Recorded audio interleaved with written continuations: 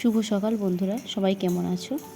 আমিও বেশ ভালো আছি আর আশা করছি তোমরা সবাই খুব ভালো আছো।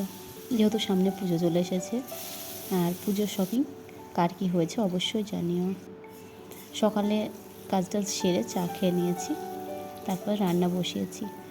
আর আজকে সকালে ভাত হচ্ছে, আর আজ যেহেতু নিরামিষ রান্না, শনিবার, ওই জন্য রান্না হচ্ছে ওলের ডালনা আর আলু বেগুন কচু একটা সবজি আর ভাত।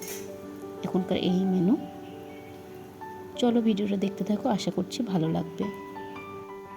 বেশ অনেক দিন পর, প্রায় 2 মাস হতে চললো, কোনো ভিডিও আপলোড করিনি। ওই যে ওখান থেকে এসেছি কোয়ার্টার ছেড়ে, তারপর আজ কেন জানি না কোনো কিছুতে মন লাগে না। যতই হোক একটা লাইফ কাটিয়ে এসে অন্য লাইফে সেট হতে অনেকটা সময় লাগে। তারপর মাঝে বেশ কিছুদিন কেটে গেছে, হাজব্যান্ডও বাড়িতে এসেছিলো ছুটিতে, ও ছুটি কাটিয়ে চলে গেছে। প্রায় 8-10 দিন হয়ে গেল। ভাবছি যাই আবার আগের মতো একটু নিজের টাইমটা পাস করি, এতেই হয়তো সময়টা কেটে যাবে আর এখানেই হয়তো আমি আমার ভালো লাগা খুঁজে পাবো।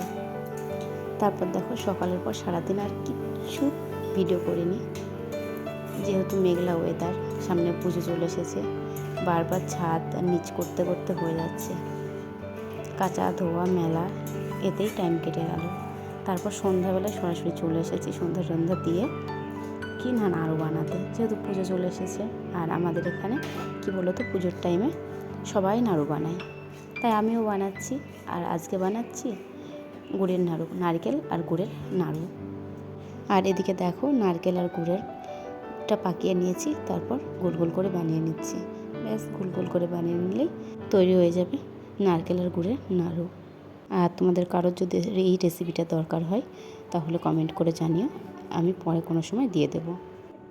আর এদিকে দেখো আমি নাড়ুগুলো বানাচ্ছি আর ছেলে দিকে পড়তে বসেছে। বললাম যে তুই পড়ে নে, আমি নাড়ুগুলো বানাই। ওর কি আর একা একা পড়তে মন বসে বলো? তাই এদিক আর ওদিক ঘুরছে, কখন মার হবে তারপর মা বসবে তবেই আমি বসবো। একদম পড়তে বসে না গো আমি না বসলে। তোমাদের সাথেও কি এরকম হয় জানিও কমেন্ট করে।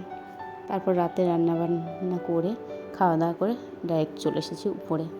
আর উপরের রুমগুলোর অবস্থা দেখো কতটা এলোমেলো, কেননা আজ কদিন ধরে বৃষ্টি হচ্ছে, কিচ্ছু শুকোচ্ছে না। আর আজকেও প্রচুর কেচেছিলাম, যেগুলো শুকিয়েছে উঠিয়ে দিয়েছি, পাশের ঘরে রাখা আছে, আর কিছু মেলা আছে দেখতে পেলে।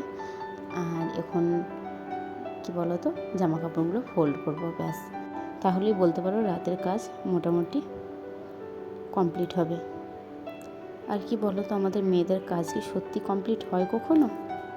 আমার তো মনে হয় না কখনো কমপ্লিট হয় বলে। মনে হয় যেন এই কাজটা হয়ে গেলে একটু বসবো, কিন্তু না গো, আমাদের এই হাউসওয়াইফদের কখনোই কাজ শেষ হয় না, একটার পর একটা কাজ ঠিক এসে হাজির হয়ে যাবেই যাবে। তাও যখন আমি কোয়ার্টারে ছিলাম তখন টাইম পেতাম, ঘরের কাজ করার পরেও যথেষ্ট টাইম পাওয়া যেত যাতে নানান রকম হাতের কাজ বানাতাম। কিন্তু দেখো সেই যে জুনে বাড়ি এসেছি, জুলাই আগস্ট সেপ্টেম্বর, প্রায় 4 মাস হতে চললো বাড়ি এসেছি, কিন্তু না, কোনো কিছুতেই টাইম পাওয়া যায় না।